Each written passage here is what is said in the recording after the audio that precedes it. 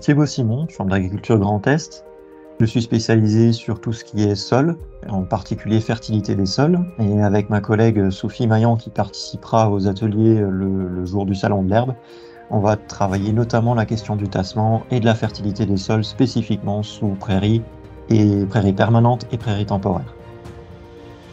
La thématique qui va être abordée sur le Salon de l'Herbe par nos équipes, c'est les sols en prairie, avec un focus particulier sur le tassement dans les sols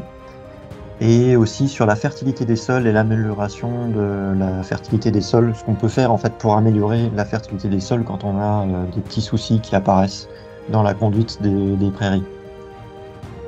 Tout ça, on va l'aborder autour d'une fosse. Donc on va observer un profil de sol sur lequel on va pouvoir mettre en évidence des traces et les indices qui peuvent montrer ou être un petit peu les témoins pour l'agriculteur d'une situation qui est un peu compliquée et quelles sont les solutions qu'on peut apporter pour améliorer la fertilité des sols, notamment en réduisant le tassement ou en évitant les tassements dans les prairies. L'objectif général du stand, c'est d'aider les agriculteurs à prendre conscience des principales menaces un petit peu qui pèsent sur les sols en prairie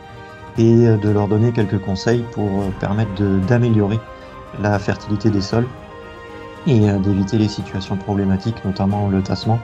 d'améliorer les rendements dans un contexte qui est un petit peu particulier parce que les prairies sont aussi impactées par le changement climatique. Donc c'est un petit peu ces aspects-là, fertilité et changement lié changement lié au changement climatique, aux modifications du climat, sur lesquels on va pouvoir apporter un certain nombre de conseils pour améliorer la fertilité des sols en prairie.